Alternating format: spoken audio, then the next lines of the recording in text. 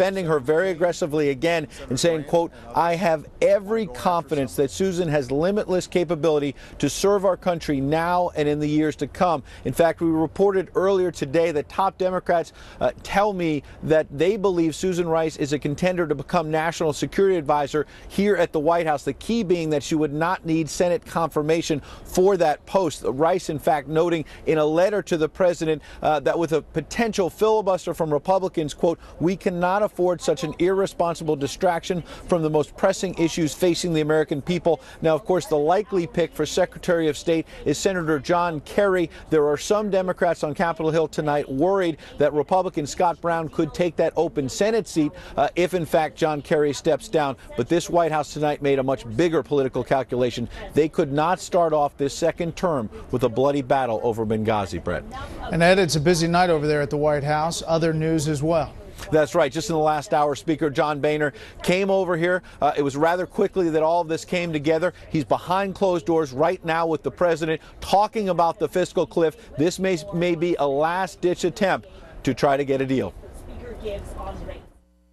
President Obama was not fretting about the fiscal cliff as he strolled to a holiday party, joking with Fox News about the warm weather and expressing hope for a deal. How are you feeling about a deal? Optimistic? Still a work in progress.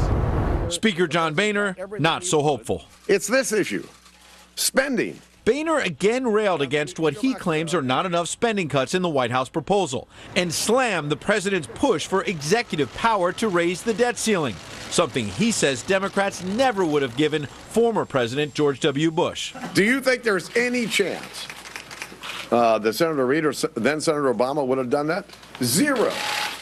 Congress is never going to give up our ability to control the purse. A new Fox poll suggests the public wants spending reined in, with 49% saying the federal government provides too many services. Only 20% says too few services. 25% says the right amount.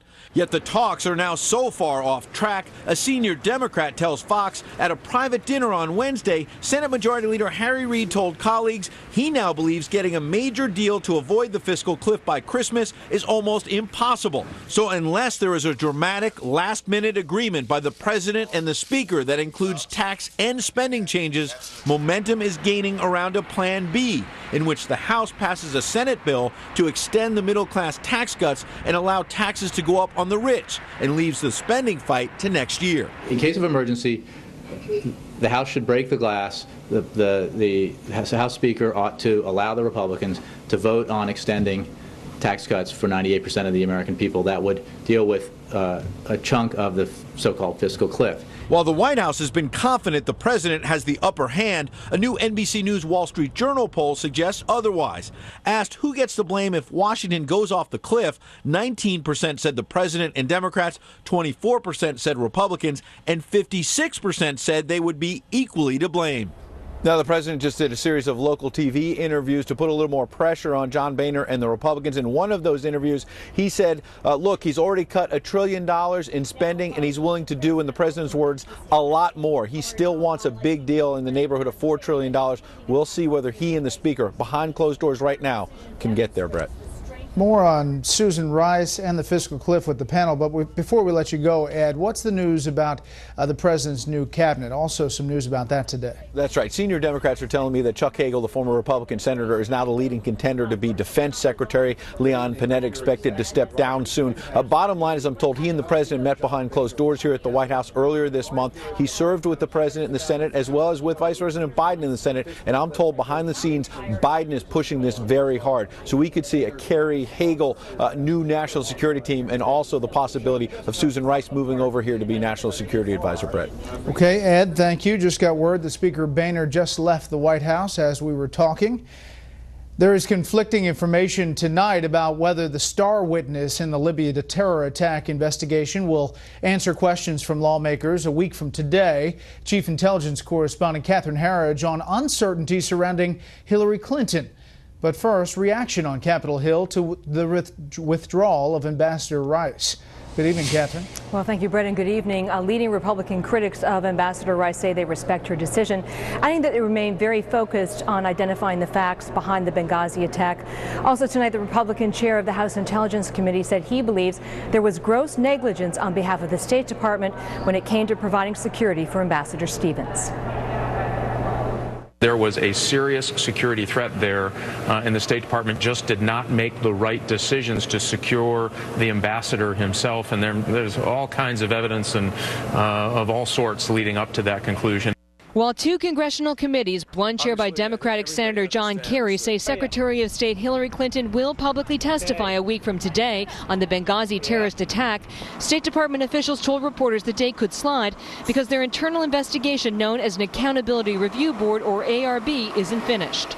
Again, the Hill has talked about a planning date on the calendar that presumes that the ARB is finished. I don't have any dates, any schedule of the secretaries to announce here. It's dependent upon events between now and then. On Capitol Hill, in closed classified briefings on the status of the investigation, lawmakers were told it's slow going because the militias, not the Libyan government, essentially control Benghazi. While not getting into specifics, a leading Democrat characterized the progress as limited. Well, there's still a lot more to do. The investigation is not complete. So this is an ongoing process, but we're following the facts now. New Fox polls show by a wide margin that Americans think President Obama should have sent U.S. troops to Benghazi to stop the 9/11 terrorist attack. The polls also show Americans are divided over the administration's handling of the attack, with a slim majority believing it amounts to a cover-up. Earlier this week, one Republican complained the FBI had yet to interview a suspect held by the Tunisian authorities since the third week of October. Why are we not doing everything in our power to investigate the events in Benghazi that killed 4 Americans? A second suspect was killed during a raid in late October on this Cairo neighborhood, and the third publicly known suspect is now held by Egyptian authorities. Attorney General Eric Holder defended his criminal investigation. But there are a whole range of other things that we're doing with regard to the Benghazi incident that we frankly don't talk about. Earlier today, Republican Congressman Jason Chaffetz claimed that the State Department was blocking his efforts to meet with the Benghazi survivors, saying he doesn't know who or where they are. Separately, Fox News has reviewed the regulations that cover the internal State Department investigation, and it does suggest that there is no obligation to provide the entire report to Congress once it's finished. Brett. We'll continue to follow it all. Catherine, thank you. You're welcome.